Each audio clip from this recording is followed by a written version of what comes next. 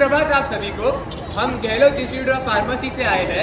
आज हम आपको स्टेम सेल प्रिजर्वेशन के बारे में बताना चाहेंगे एक मनोरंजक और एक जानकारी पूर्वक नुक्कड़ नाटक द्वारा।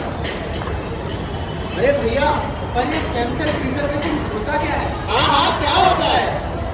तो दोस्तों, पहले तो हम जान लेते हैं कि स्टेम सेल्स होते क्या है।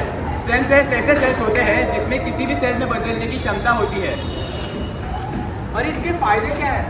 इसके फायदे हैं मेरे दोस्तों। स्टेम सेल का उपयोग बढ़ती संख्या में बीमारियों और विकारों के इलाज के लिए किए जा रहे हैं। उदाहरण के लिए ऑटिज्म, सेरिब्रल पाल्सी या मल्टीपल स्क्लेरोसिस जैसे अन्य कैंसरों के इलाज आज स्टेम सेल थेरेपी द्वारा संभव है। ब्लड कैंसर, मेलानोमा, लिम्फोमा जैसे अन्य ब्लड कैंसरों के इलाज के लिए स्टेम सेल कोशिका यानी स्टेम सेल थेरेपी से किया जा सकता है।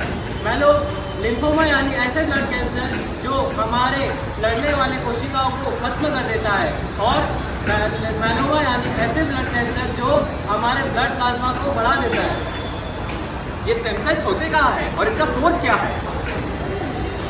अम्बिलिकल कॉर्ड यानी कि गर्भनाल। गर्भनाल स्टेम सेल्स का एक बहुत ही अच्छा स्रोत है। गर्भनाल गर्भावस्था में शिशु से जाके जुड़ता है। पारंपरिक रूपों से जब शिशु का जन्म होता है तब गर्भनाल को काट दिया जाता है, और गर्भनाल काटने के बाद हमें गर्भनाल को स्टेम सेल बैंक में सुरक्षित रखना पड़ता है, जिससे कि अगर आने वाले जीवन काल शिशु के जीवन काल में शिशु को कोई भी बीमारी होने वाली रहेगी तो उससे बचाया जा सके। और ये सब तभी संभव है जब हम गर्भनाल का उपयोग ना समझ के उसको संरक्षित करके रखें। तो स्टेम सेल ब्लड बैंक में संरक्षित किया जाता है, उसको नाइट्रोजन पेपर में रखा जाता है, फिर हार्वेस्टिंग और फिर बैंकिंग में बैंक के लिए स्टोर करने के लिए भेज दिया जाता है। इस तरह हम भविष्य में होने वाली बीमारियों का इलाज काफ़ी आसानी से कर सकते हैं। दोस्तों, हम आप सबको स्टेम सेल प्रिजर्व करने का और स्टेम सेल ना प्रिजर्व करने के बाद क्या होता है वो एक प्रश्न द्वारा बताना चाहेंगे। डॉक्टर, मेरे बच्चे की रिपोर्ट कैसे आई है? आपको ये बताते हुए दुखी हो रही है कि आपके बच्चे को ऑटिज्म नाम की बीमारी है। यह दिमागी बीमारी है जिसमें ना ही मरीज अपनी बात सही से कह पाता है, ना दूसरों की बात समझ पाता है। क्या इसका कोई इलाज है? जी हाँ, इलाज है स्टेम सेल थेरेपी। क्या आपने अपने बच्चों के जन्म के समय स्टेम सेल प्रिजर्व करवाया था? नहीं डॉक्टर। तो माफ़ कीजिएगा, मैं आपकी कोई सहायता नहीं कर सकता। तो दोस्तों, देखा आप सभी ने स्टेम सेल प्रिजर्व करने की वजह से क्या हुआ, स्टेम सेल प्रिजर्व ना करने से क्या हुआ। अब हम आपको दिखाएंगे स्टेम सेल प्रिजर्व करने से क्या होगा। आपके बच्चे को डिमेंशिया नामक एक बीमारी हो चुकी है, जहाँ सीखने और सोचने की क्षमता कम हो जाती है, या फिर आसान भाषा में इसे भूलने की बीमारी भी बोला जा सकता है। तो क्या इसका कोई इलाज है डॉक्टर? हाँ, इलाज है स्टेम सेल थेरेपी।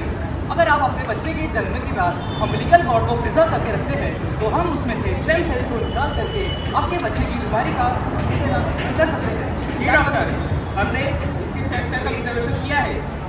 कोई बात नहीं, आपके बच्चे की बीमारी का इलाज 100% हो जाएगा।